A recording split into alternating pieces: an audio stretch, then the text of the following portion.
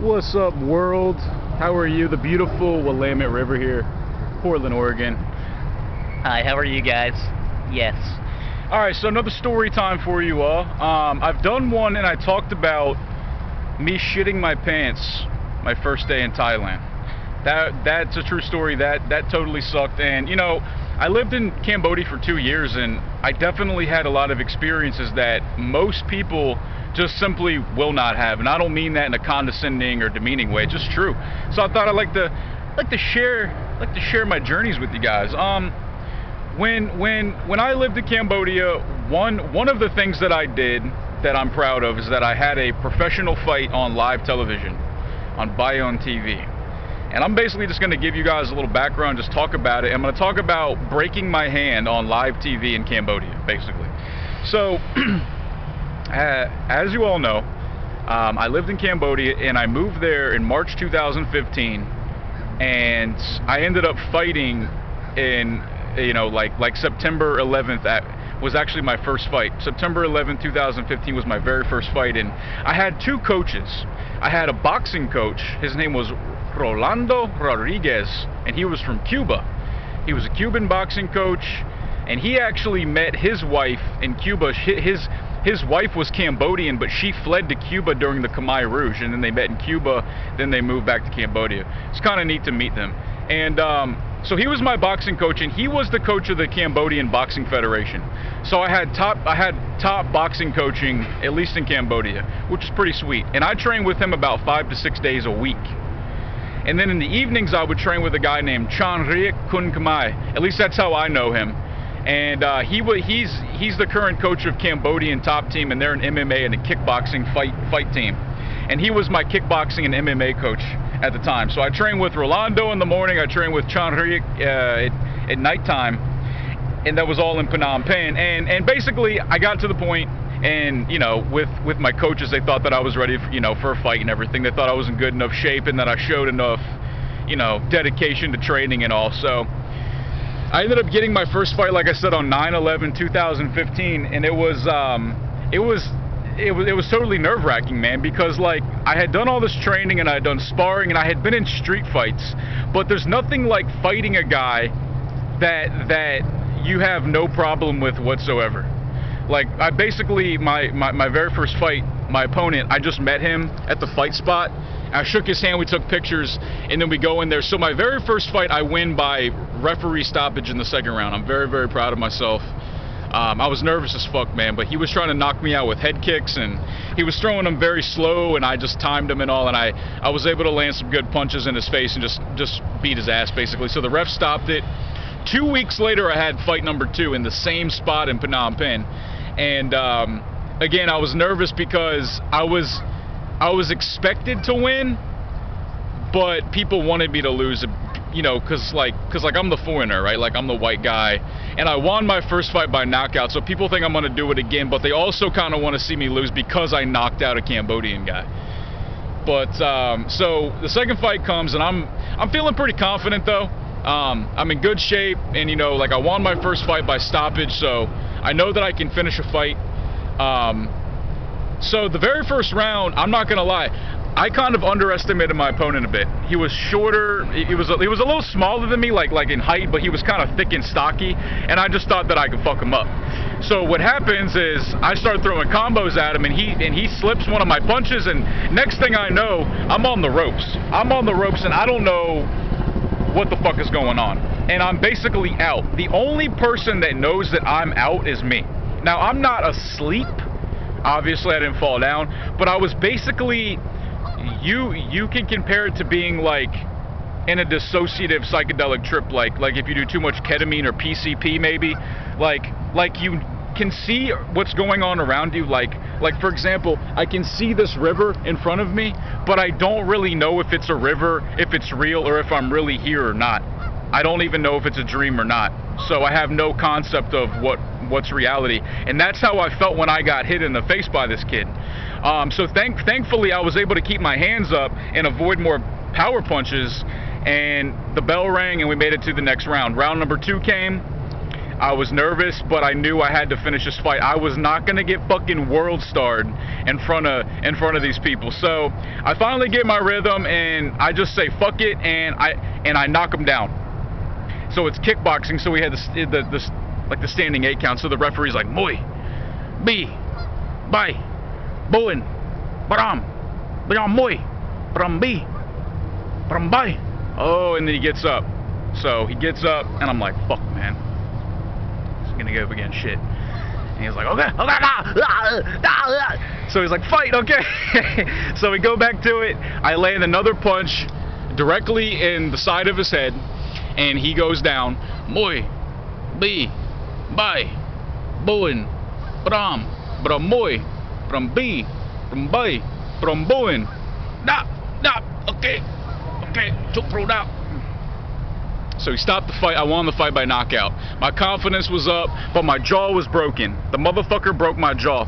Check my time. The motherfucker broke my jaw in the second round, and it was totally my fault. So I basically tell my coach next couple days, because I'm really upset that you know, like, I understand that I signed up to fight and everything, but I'm mad at myself that I let that guy hurt me like that simply because I underestimated him. Even though I won the fight, like, I came back and won it, I was still kind of shooken up a bit just because I was like, man, like, my fucking jaw's broken now. I only got $5 for that fight. It's like literally $5, so nothing. So my coach is like, yeah, so we'll get you another fight when we can, you know, and I'm like, well, I don't know if I'm gonna fight anytime soon, coach, you know, like, my jaw's broken, and, you know, like, if I'm not gonna be making money on these fights, like, I don't see the point in fighting with a broken jaw and getting injured and shit, even though I'm winning. So he's like, yeah, I understand. So I just kept training and everything, but I was gonna wait till my jaw healed to go for another fight again. And actually at the time, I was training for an MMA fight as well. I had an MMA fight set up for me in Pakistan. And there's an MMA league called Vichy Fight League, and you guys can look this up. Like, this is a legit mixed martial arts league in Pakistan. And I was gonna go fight for a belt in Pakistan, but I didn't get to do that because of what I'm about to tell you next. So my coach calls me up. He's like, hey man, I got you another fight. I'm like, well, yeah, coach, I just told you that I'm not really trying to fight now because of my jaw and I'm not making any money. So he's like, okay, well, this one's on Bai on TV. And I'm like, Bai on TV? Which is like a major TV network in Cambodia. So basically they just, you know, they have like news, they have fights, they have musical performances, all that type of shit. And I was going to be on, basically, I was going to be on the main event. Like me versus this Cambodian guy was supposed to be the main event, but he said, my coach told me, he said, but for this fight, the fight is at 75 kgs, which means that I need to weigh in at 75 kilograms, which is 168 pounds for you stupid ass Americans out there. And I had to weigh in the day of the fight by 75 kgs. Now at the time of the fight offer, I was 85 kgs, which is around 185 pounds. So I had to cut about 17 pounds within just over, basically like a couple days, more than a week. So like 9 or 10 days, whatever. Like 9 or 10 days I had to lose about 17 pounds. So what I was gonna do, what my coach wanted me to do was this thing called a water cut.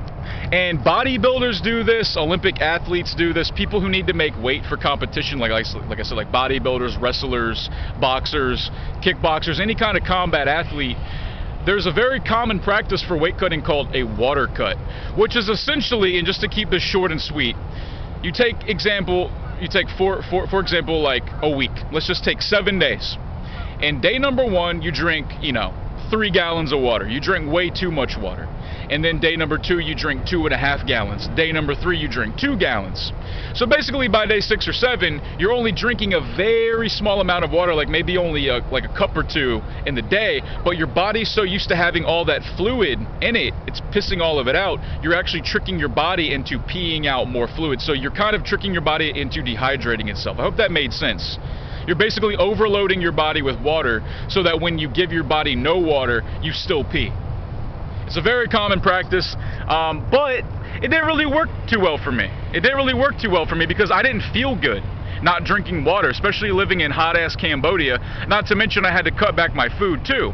And something I noticed very quickly about weight cutting is that you feel like shit when you do it. Granted, I was losing a little bit of weight, but I looked like shit. So I felt like shit rather. So it's 2 days before my fight now. It's 2 days before my fight, and I get on the scale and I'm 3 kilograms overweight, which is almost that's actually 10. I'm still 10 pounds overweight, guys, and I have 2 days left. So I'm freaking out. I'm like, no, I'm gonna let my coaches down. I'm gonna let myself down. I'm not gonna make weight. I'm not. This is embarrassing because I told my friends about it. Now everyone's like wanting to see me fight, and you know I'm gonna let everybody down. Is kind of how I felt. So I made it my fucking mission for that last day of weight cutting. What I did, I just made it my mission to lose that 10 pounds of water weight. And I did, and it was fucking ridiculous, man. I just did laps in the pool. I did laps in a pool, and then I did rounds in basically the spa. I did rounds at jacuzzi, steam room, sauna, jacuzzi, steam room, sauna, jacuzzi, steam room, sauna. I did that like 4 or 5 times, and then I would have just a little bit of water, and then I go swimming and do like four rounds of jacuzzi, sauna, steam room, to have a little bit of water, and then that night I had some ice cubes and pineapple. The night before the weigh-in was the same day that I lost like 9 or 10 pounds. And I felt so fucking ridiculously malnourished and dehydrated and depleted and weak. And we had an ayahuasca session that night at our house. We had an ayahuasca ceremony. Ayahuasca is a psychedelic drug, by the way. We had about 6, 7, 8 people over, plus the roommate. So about 11 people, no, 10 or 11 people out in the main room, outside of my bedroom, while I'm trying to go to sleep to wake up early to go weigh in, after having eaten and drank in like days now. And people are throwing up, blah, blah, you know, because they're having ayahuasca, they're purging on it or whatever. So I don't get any sleep that night. I wake up, I walk 4 kilometers to the weigh-in site. I see my opponent, and his name is Vut Sem Nang, and Sem Nang in Khmer means lucky, and that motherfucker got lucky that night. And I'll talk about that here in a minute.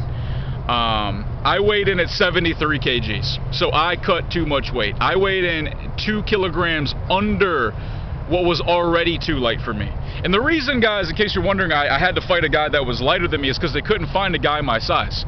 They needed me to fight a Khmer dude, so I had to weigh the same as him, basically. So I had to suck down to that weight. So I spend the rest of the day replenishing, rehydrating, and I feel a little bit better. I still don't feel 100% at all, though. So the fight comes. Or the night of the fight comes. So I go to buy on TV, and I go backstage, and I see my coaches there, Rolando and Chanrik, and we're all having a dandy time. And I start to stretch out my legs and do some shadow boxing, and the first thing I notice is that my legs feel like fucking jelly. Like I can barely get them up in the air because my body, because I'm so dehydrated. And I think also nerves played a part in it too, because to be fair, it was my first time on live TV, and I was going to be fighting on live TV. It's not like I'm doing an interview or something where I'm just talking. I actually have to go out there and like not get the shit kicked out of me in front of everybody. So I had a little bit of pressure on me. And you know, they're backstage, they're rubbing the Thai, the liniment on everybody. It's like this oil that Thai boxers and combat athletes wear. They apply it to their skin, and they say that it gives them strength, and it makes them more powerful, it makes them feel more invincible, it makes them feel more loose. I personally think it just burns the shit out of my skin, so I don't really fuck with it. I think it's just a traditional thing that they do. But I didn't enjoy that. And then they have a big screen TV up there showing all the fights before mine, because my fight's the last fight of the night. And I'm watching all these dudes get like fucking world starred, man. World star with head kicks and elbows and knees and punches, and I'm like, fuck, I'm up soon. I gotta fight one of these guys. Shit.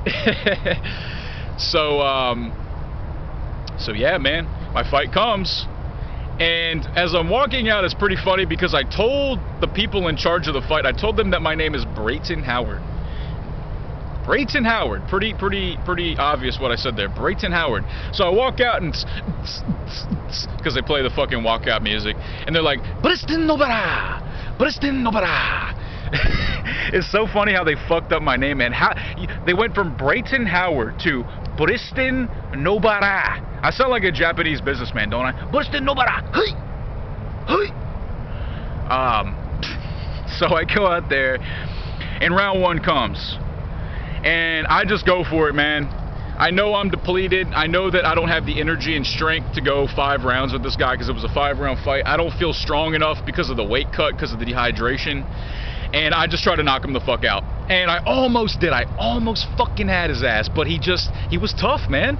He was a tough guy. And I say that he got lucky that night because my opponent's name was Vut Semnang, and Semnang means lucky, and he did get lucky. Because my first 2 opponents, man, I fucking rocked them with punches. But that night I just didn't have the power behind it. And if you guys watch the video, because it is on my channel, it's on my No Joke Coward channel, dude, like, I had nothing. And so the first round ends, and I'm fucking terrified. And not because my opponent's bigger and stronger and faster, not because I'm losing, not because I'm hurt. I'm terrified because I cannot take deep enough breaths to recover, to catch my breath again. Because my body is still so malnourished and depleted from sucking out all that water in just a couple of days. It's really not good for... It's just not good for you at all, obviously. So the fight goes on. You know, it was actually a pretty good fight. I definitely did more damage to him. I definitely did more output. I landed some good spinning elbows. I landed some good straight elbows. I landed some solid punches. I landed a good kick at the end. I'm a little bit pissed I didn't throw more kicks in the fight, but that was because I couldn't really move my legs too well backstage. And I told my coach, I'm like, Coach, like, I got sea legs, man. I got jelly legs. He's like, it's all right, man. Just box. Just throw punches and throw elbows. I'm like, all right. Yes, Coach. Anything you say, Coach. Okay, Coach. So round number 5 comes. I'm exhausted. I'm so ready for this fight to be over. I'm definitely amazed at how tough my opponent is. And it seems like every time we get clinched up, we go to the ground and I land on top. So that was definitely good. I mean, I was definitely the aggressor in the fight. I was definitely just the domineer in the fight. But in the 5th round, I throw a right cross, and I land correctly. I throw a proper punch, and it lands good, but he ducks his head at the right time, and I break my fucking hand. So you guys can see the bump on my hand. It all came from that kickboxing fight I had on Bion TV. Let me check my time. Almost out of time here, guys. So I immediately recognized that I broke my hand. I refused to get World Star in the fight. The fight ends, thank Jesus, and it's a fucking draw. The fight is a draw. I'm very happy. I have to go backstage, get a couple stitches in my head from getting cut, and I end up going to a hospital that night.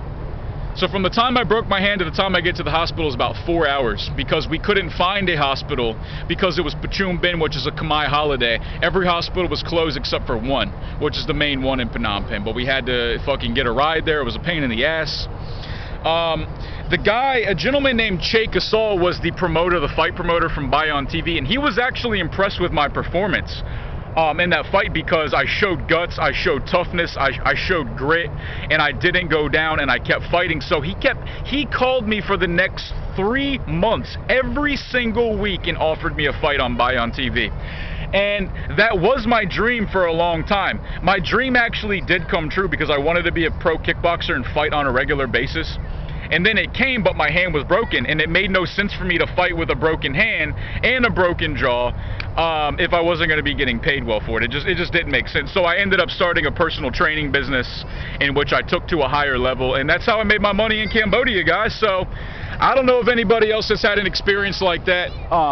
Some people call it like a third world injury, you know, and that's, my hand is going to be like this till the day I die. And that's just how it is. And I'm going to do another video, a story time, on how I re-broke it in the exact same spot by punching my gay roommate in his fucking jaw, and then that same night becoming a drug addict.